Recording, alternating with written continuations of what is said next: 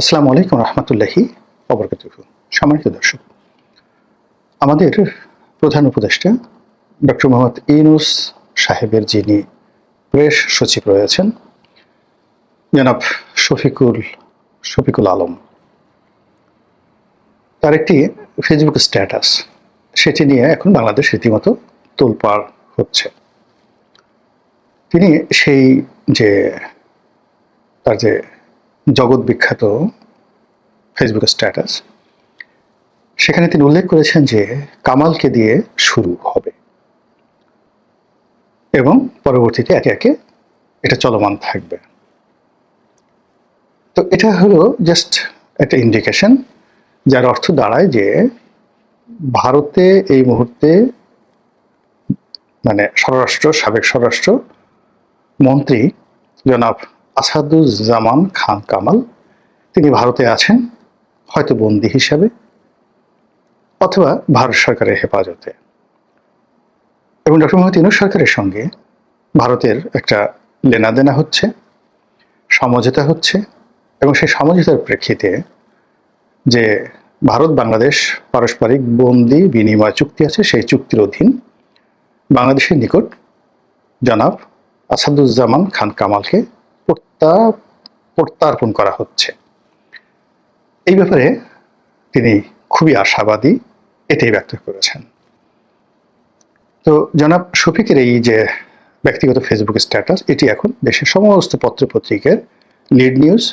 এবং আমরা যারা খবরের দুর্ভিক্ষের মধ্যে আছি, আমরা যারা ইউটিউবে কন্টেন্ট তৈরি করে পেটের ভাত জোগাই বা মনের চাহিদা মেটাই অথবা ভিউ ব্যবসা করি, তারা মূলত জনাব শফিকুল আলম তার যে কোনো বক্তব্যকে, যে কোনো কথাকে আমরা মাথায় করে নাচি এবং এটিকে আমরা বেদ বাক্য হিসেবে মনে করি যে তিনি যেটা বলেছেন এটি উত্তম, এটাই সঠিক, এটাই সত্য এবং এটাই হবে। তাকে নিয়ে আওয়ামী লীগের যারা লোকজন বিদেশে আছেন, তারা নানা রকম নেতিবাচক কথা বলেন, তারপরে নানা রকম তার উপাধি আছে এবং তাকে দু চোখে দেখতে পারে না। কিন্তু আমার কেন জানি এই ভদ্রলোককে ভীষণ রকম ভালো লাগে। এর কারণ হলো তিনি আসলেই ভদ্রলোক।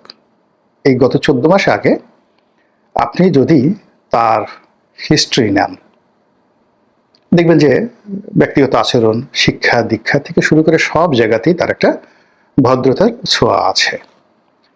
তার চেহারার মধ্যে একটি মধ্যবিত্ত পরিবারের ছাপ আছে এবং তার ছেলে মেয়েদের যে ছবি আমরা দেখেছি, সেখানেও নম্রতা, ভদ্রতা, বিনয় এটি প্রকাশিত হয়ে পড়েছে।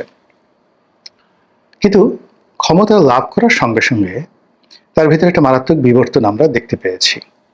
সেটি হলো তিনি সর্ব বিষয়ে বিশারদ হয়ে পড়েছেন এবং সর্বক্ষমতার অধিকারী হয়ে পড়েছেন। তিনি ফিজিক্স নিয়ে যেভাবে অনবদ্যভাবে কথা বলেন, কেমিস্ট্রিও তার নজরে বাদ যায় না।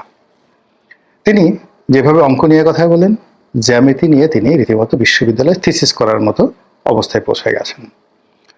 ইতিহাসে তার পারঙ্গমতা অসাধারণ। আবার আইন বিজ্ঞান, যেটিকে বলা হয় জুরিসপ্রুডেন্স, সেখানেও তিনি কম যান না। আবার যদি আপনি ধর্মতত্ত্ব বলেন, থিওলজি, তিনি বাংলাদেশে যারা ধর্ম বিশারদ রয়েছেন, মোরালের সবার মুরব্বী হিসেবেই আবির্ভূত হয়েছেন এবং তার আচার আচরণে অনেকটা কিং মেকার হিসেবে একটা মানুষের যে একটা মানচিত্র থাকে, ওনাকে দেখলে মনে হবে যে তিনি আসলে ক্ষমতাধর একজন কিং মেকার, রাজা বানানোর মেশিন, মন্ত্রী এমপি বানানোর মেশিন। এবং আমাদের এই বাংলায় এই মুহূর্তে তার চেয়ে আকর্ষণীয় পুরুষ, তার চেয়ে ক্ষমতাধর পুরুষ এবং তার চেয়ে প্রভাবশালী পুরুষ দ্বিতীয় জন নেই। ইচ্ছাই হোক, অনিচ্ছাই হোক, বিরক্তিতে হোক, প্রেম ও মুগ্ধতায় হোক, আপনাকে ঘুরে ফিরে জনাব শফিকের কাছে যেতেই হবে। তিনি যেই মুহূর্তে ক্ষমতায় বসেছেন, তিনি তার পদ ভুলে গিয়েছেন, তিনি তার বয়স ভুলে গিয়েছেন, তিনি স্থানকাল পাত্র নিয়ে অত মাথায় ঘামান না। তার যখন ইচ্ছা হয় তিনি এনসিপি নাহিদ ইসলামকে ভবিষ্যৎ প্রধানমন্ত্রী বানিয়ে ফেলেন। তিনি যখন আওয়ামী লীগ নিয়ে কথা বলেন, শেখ হাসিনাকে নিয়ে কথা বলেন, কিংবা কোনো দেশের রাজনৈতিক শীর্ষ নেতৃবৃন্দ, বিশেষ করে আওয়ামী লীগ, জাতীয় পার্টি এবং তার সঙ্গে যারা সহযোগী ছিলেন, তারা সেটা জনাব হাসানুল হক ইনু হন, কিংবা রাশেদ খান মেনন হন, কিংবা শেখ হাসিনা হন, এটা কোনো বিষয় নয়। তিনি তাদের সবাইকে অপরাধী হিসেবে ট্রিট করেন এবং তাদেরকে অনেকটা যাকে বলা হয় ছোট ভাই ছোট বোন এরকমভাবে কথাবার্তা বলেন। যেমন হাসিনা, ইনু, কামাল, জামাল, রাম, শাম, রনি, ফনি, এরকম। কিন্তু আমরা যেমন একজন মানুষকে সে যত খারাপই হোক না কেন, তার পদ মর্যাদা এবং তার বয়সকে সম্মান করে জনাব বলি, তিনি বলি, আপনি বলি, উনি বলি, এই বিষয়টির ঊর্ধ্বে উঠে গেছেন জনাব শফিক। এটাকে বলা হয় সিদ্ধি লাভ করা।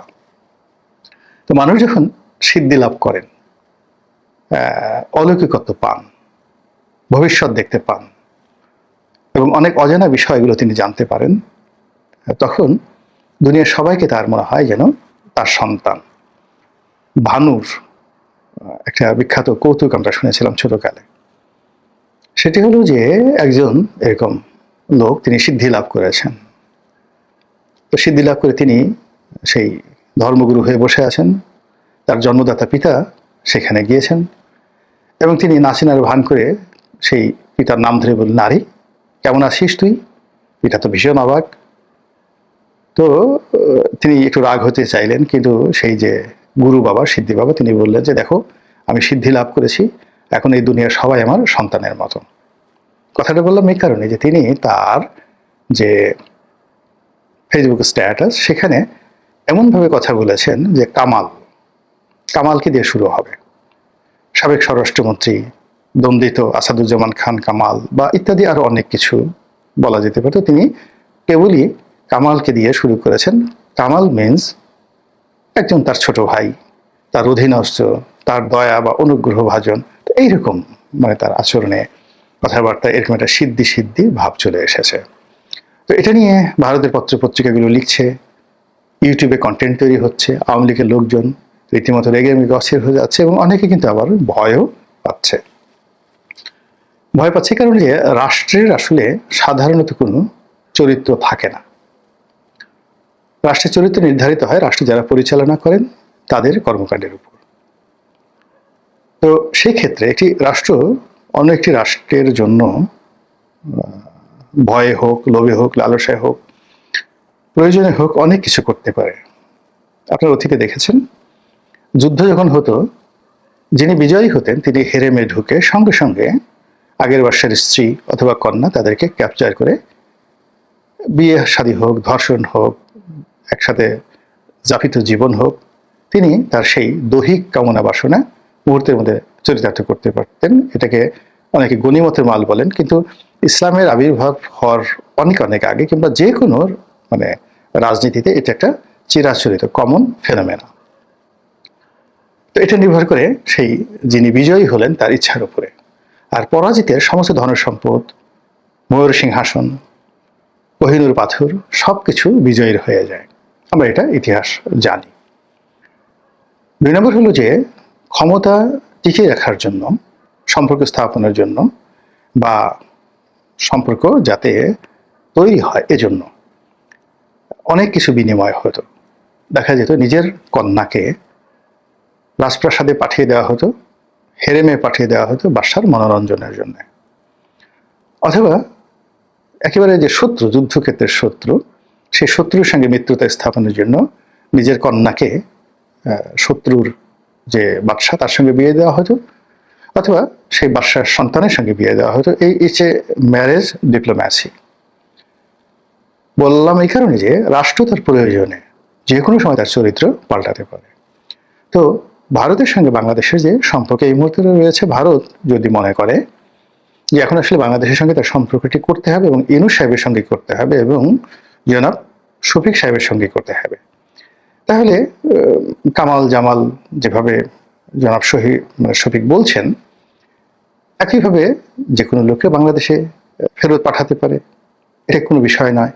এই বাংলাদেশ থেকে তো আমরাও অনেক বন্দীকে, যাদেরকে বাংলাদেশ একটা সময় প্রশ্রয় দিয়েছিল, সেই উলফাদেরকে প্রশ্রয় দিয়েছিল, পরের বড়ুয়াকে প্রশ্রয় দিয়েছিল, আবার তাকে আমরা ভারতের কথা মতো বন্দী করে রেখেছি, আবার তাকে ভারতের অনুরোধে আমরা তাদের নিকট প্রত্যার্পণ করেছি। তো আমরা যদি এই কাজ করতে পারি, ভারত কেন পারবে না? কেন পারবে না বলেন? এবং এটা হতে পারে, রাজনীতিতে শেষ বলে কথা নেই। সাম্প্রতিক সময়ে ভারতের যে নিরাপত্তা উপদেষ্টার সঙ্গে জনাব খলিলুর রহমান, বাংলাদেশের নিরাপত্তা উপদেষ্টার বৈঠক, উভয় পক্ষ মুখে কুলু পেটেছে। আমরা নানা রকম প্রেডিকশন করছি, নানা রকম কথাবার্তা বলছি নিজেদের মতো করে। সরকারের প্রচার যন্ত্র, মানে ডক্টর মোহাম্মদ ইউনূস সাহেবের প্রচার যন্ত্র দুর্বল হওয়ার কারণে এই বৈঠক নিয়ে তারা কোনো বক্তব্য দিচ্ছেন না। কিন্তু আওয়ামী লীগের যারা লোকজন, তারা বলার চেষ্টা করছেন যারা খলিলকে ডেকে নেওয়া হয়েছিল ধমক দেওয়ার জন্য, এটা বলার জন্য, ওটা বলার জন্য, কিন্তু সরকারের পক্ষ থেকে কিছু বলা হয়নি। কিন্তু ওখানে যদি নাটকীয় কিছু ঘটে থাকে, তাহলে আমি অবিশ্বাস করতে পারবো না এটা হয়।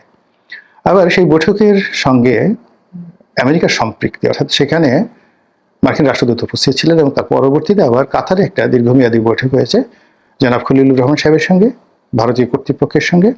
এবং আপনি জানেন যে কাতার এমন একটা দেশ যেখানে বহু কিছুর কূটনৈতিক সমাধান হয়েছে। সেখানে খলিল সাহেবের যে বৈঠক, সেই বৈঠকের পরপরই যখন জনাব শফিক এই স্ট্যাটাস দিলেন, ইট মিনস এটি কোনো ছেলে খেলার বিষয় হতে পারে না। আর ডক্টর মোহাম্মদ ইউনূসের এখন যে কে পার্সন, তার প্রধান ব্যক্তি, এবং তার সব বিষয়ই যিনি খোঁজ খবর রাখেন, বলেন, এবং তার স্পষ্টতই সরকারে একটা বিরাট কর্তৃত্ব রয়েছে।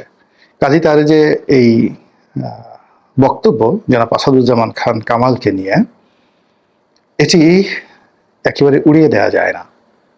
আর এটি যে আওয়ামী লীগের লোকজনের মধ্যে যথেষ্ট উত্তেজনা তৈরি করেছে, যথেষ্ট ভয় তৈরি করছে, এতে তাদের যে প্রতিক্রিয়া, এটা দেখলেই বোঝা যায়। এবং তারা যখন সান্ত্বনা খোঁজার চেষ্টা করছেন যে এটা হবে না, ভারত এটা করতে পারে না, ভারত এটা করবে না, কংগ্রেস, বিজেপি, মমতা ব্যানার্জি, তারা সবাই, সিপিএম, ভারতের কমিউনিস্ট পার্টি অফ ইন্ডিয়া, তো তারা সবাই শেখ হাসিনাকে রাখার ব্যাপারে ঐক্যমত্য পোষণ করেছেন, আওয়ামী লীগকে আশ্রয় দেওয়ার ব্যাপারে ঐক্যমত্য পোষণ করেছেন। এই ধরনের কথা প্রচার করে তারা এক ধরনের সান্ত্বনা খোঁজার চেষ্টা করছেন। কিন্তু রাজনীতিতে তো আমি বললাম যেখানে শেষ বলে কোনো কথা নেই। যদি তাই হয়, তাহলে সঙ্গত কারণেই দেখবেন যে বাংলাদেশে আওয়ামী লীগ, কিংবা কলকাতাতে, ত্রিপুরাতে, দিল্লিতে, যেখানে আওয়ামী লীগের আছেন এখন রাজার হালে, তাদের সকলের মধ্যে রীতিমতো কান্নার রোল পড়ে যাবে। আর সবচেয়ে বেশি বিপদগ্রস্ত হয়ে পড়বেন জনাব ওবায়দুল কাদের। তার হার্টের অবস্থা এমনিতেই ভালো নন। অনেক আগে থেকে তিনি বেশ কয়েকবার চিকিৎসা নিয়েছিলেন, একেবারে মৃত্যুর দরজা থেকে তিনি ফিরে এসেছেন। সিঙ্গাপুরে তার যে অবস্থা হয়েছিল, ফলে সত্যিই যদি জনাব আসাদুজ্জামান খান কামাল সাহেবকে বাংলাদেশে পাঠানো হয়, এবং তাকে যেদিনই পাঠানো হবে দেখা যাবে খুব দ্রুত যদি তার ফাঁসির রায়টি কার্যকর করা হয়, যেভাবে কাদের মোল্লাকে ফাঁসি দেওয়া হয়েছে, যেভাবে মীর কাসিম সাহেবকে ফাঁসি দেওয়া হয়েছে, তো এই ফাঁসিগুলো আওয়ামী লীগ যেভাবে দিয়েছে, বা এই বিচার যেভাবে আওয়ামী লীগ করেছে, দীর্ঘসূত্রিতার আশ্রয় নিয়েছে, সেখানে বর্তমান যে বিচার, এটা আওয়ামী লীগের বিচারের চাইতে 100 ভাগ না, 1000 ভাগ নয়, 1,00,000 গুণ ট্রান্সপারেন্ট। বিকজ এখানে যা কিছু বক্তব্য হচ্ছে সবই মিডিয়াতে দেখানো হচ্ছে, বলতে পারেন মিডিয়া ট্রায়াল। এটা খুব দ্রুত গতিতে হচ্ছে, এত দ্রুত গতিতে হচ্ছে যেটা কল্পনাই করা যায় না। আর এই বিচারকে সমালোচনা করার মতো এই মুহূর্তে বাংলাদেশে কোনো শক্তি নেই, আন্তর্জাতিক অঙ্গনেও কোনো শক্তি নেই। জামাতের বিরুদ্ধে যখন বিচার করা হচ্ছিল, তখন আন্তর্জাতিক অঙ্গন থেকে শুরু করে বহু রাষ্ট্র, পাকিস্তান, আমেরিকা, তুরস্ক থেকে শুরু করে আরো অনেক রাষ্ট্র সরাসরি এই বিষয়ে নাক গলিয়েছে। কিন্তু এখন যে আইসিটি বিচার হচ্ছে, এই ব্যাপারে কোনো রাষ্ট্র সরাসরি নাক গলাচ্ছে না। 2-4টে এনজিও, আন্তর্জাতিক মানবাধিকার সংস্থা, তারা বক্তব্য দিচ্ছে মিনমিন করে। তো কাজেই এই যে আমরা যতই এই আইসিটি, বর্তমান আইসিটি, সেটাকে নিয়ে তুচ্ছ এবং তাচ্ছিল্য করছি, মনে হচ্ছে যে আগ্নেয়গিরির উপরে শুয়ে আপনি দ্বিধার চেয়ে চোখ বুজে ঘুমাচ্ছেন যে কখনো এখান থেকে অগ্নুৎপাত হবে না। কিন্তু ইতিমধ্যে মৃত্যুদণ্ড কিন্তু হয়ে গেছে। কাজেই যদি এখানে কাউকে হঠাৎ করে মানে শুলে চড়িয়ে দেওয়া হয়, ফাঁসিতে লটকিয়ে দেওয়া হয়, আর বিনিময়ে যদি বিলিয়ন বিলিয়ন ডলারের রাষ্ট্রীয় অর্থনীতির স্বার্থ থাকে এবং ব্যক্তিগত সফলতা ব্যর্থতার বিষয় থাকে, তাহলে রাষ্ট্রীয় শক্তি কেন এই নেগোসিয়েশন করবে না? কাজে আমি যে কথাগুলো বললাম, ইতিবাচক নেতিবাচক না হয়ে জাস্ট একটা বিশ্লেষণ।